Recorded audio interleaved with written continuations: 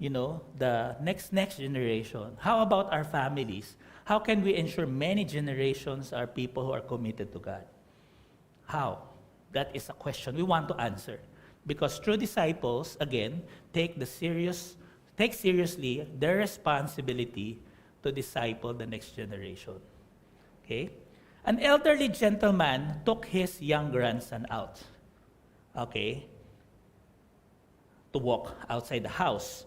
So tanong niya sa bata, no? How far are we now from home? Okay, he asked his grandson. So the boy looked up and said, Grandpa, I don't know. Di ko alam, Lolo. Tapos, ginawa ng granddad, they walked even further. And the grandfather asked, so, nasaan na tayo? And the boy said, Grandpa, I don't know. And the grandfather was teasing him ka nga kasi, so they looked a little bit further pa. And sabi niya, Apo, nasaan na tayo? Sabi niya, Lolo, I don't know. So, sabi ng lolo, I think you are lost. Naliligaw ka. So, ang sagot ng bata, Lolo, hindi ako pwedeng maligaw kasi kasama kita. No? I will not be lost because I am with you. And so, it's the same thing. As long as our next generation knows who to hold on to, they know Jesus as their Lord, Savior, and Master, and they know that He will take care of them. They will never be lost. They may go astray for a time, but they will return to the true shepherd of theirs. So that's our hope. Kaya discipleship is very important. Discipleship begins in our home, begins in our ministry, begins here and goes out to reach the world.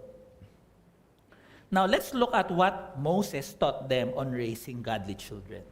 Kaya ang sinulat ko po doon sa 3 points for us to meditate on is Moses 1-on-1 on parenting. First is that they are to inspire the next generation's devotion to God. Paano? How will you inspire the next generation to be devoted to God? Now, may 2 point dyan. Acknowledge Him as your one and only, and love Him completely and passionately. We'll go to that later. Now, there was a story about this housekeeper, Mayordoma. Now, there was an economist in the 1900s, ang pangalan niya po, John Galbraith. And many country leaders or dignitaries will call him for advice so that he can sort out the economic situation of these dignitaries or the country that they're leading. And so he wrote the story about his housekeeper, si Emily, or Mayordoma. It has been a very tiring day, and I asked Emily to hold all my phone calls because I needed a nap. And shortly, the phone rang. And on the other side was Lyndon Johnson, who was the President of the United States during that time. Sabi po niya kay Emily, get me Kenneth Gilbreth. No? Wake him up. Sabi po nung Mayordoma, si Emily, no, I cannot wake him up. He is taking a nap. He told me to put on hold anyone who calls. But I am the president. Wake him up. There's something urgent. Sabi po ni Emily ito kay Lyndon Johnson, the president. No? Sabi niya, well, sir, I work for him, not for you. No, I will tell him to call you later. Okay? Galing, no? So, pati yung president sinagot ng Mayordoma. So when he woke up, Emily gave him the note, and Ken, the economist, called the president. And the president was laughing and laughing and laughing. Ang sabi po niya, can you tell your housekeeper I want her to work for me in the White House? Because that woman surely know who her boss is. Right? I want her to work in the White House. Because this woman understood the importance of being a servant to one leader. Ganon din tayo, no? We are to be serving one God. Right? That is what should happen. To inspire others to be devoted to God, Moses was telling them, you must be devoted to God. You must model that devotion to God. It has to begin with you. It has to overflow from your life. It has to be seen by the others around you, and then it will inspire devotion to God. You cannot just talk about it. You have to show them, not just tell them. Okay, look at our verse 4, and let's read. Hear, O Israel, the Lord our God, the Lord is one. Napansin nyo po, capital L, capital O, capital R, capital D. Sa Hebrew po nakalagay dyan, Yahweh. Okay? Hindi po Adonai or Lord. No? But it's translated. No? So malalaman nyo every time in the Old Testament, all caps, in the original language is the name of the God of Israel. Okay? But because of reverence, they don't mention that. They will change it to Adonai or Lord. But for our sake, the translators make it all caps. Okay? So Yahweh is our God. No other. May pangalan, may specific God. And there is only one Yahweh. Walang ibang Diyos.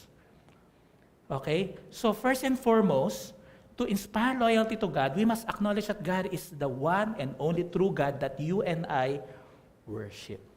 Diba pag monogamy, isa lang ang asawa, polygamy, maraming asawa. Can you picture sharing your husband or your wife or your partner with many people? Hati kayo sa resources, sa oras, no? Sa attention, sa pagmamahal, diba? Can you picture having to share with so many others the loyalty of that one person? And so it is the same. Can you ask God to picture Him sharing you with many other distractions in our life? Okay, polytheistic, many gods. Imagine, diba, the Hindu, they have thousands of gods. You worship so many gods. How can you give your full focus and attention to God? Who will you truly love? Who will you truly love? And that's why we have to make sure that our heart is clear. There's only one true God for me. And that is Yahweh, my God, is one. Hear, O Israel, hear, O people, Yahweh is God, and there is only one Yahweh. Wala nang iba. Okay, He is not the first resort, nor the last resort, but the only resort. Diba, pag may problema tayo, meron tayong unang tatawagan at pangalawang tawag at last. Ito yung pinakahuli kong tatawagan. Ako yung nanay ko talaga huli kasi nagpapanik eh. Diba? Last resort. Diba? Yung first resort mo, usually spouse or friend na you can trust, can catch your back immediately. Pero po, in terms of lordship, wala pong other. There's only one.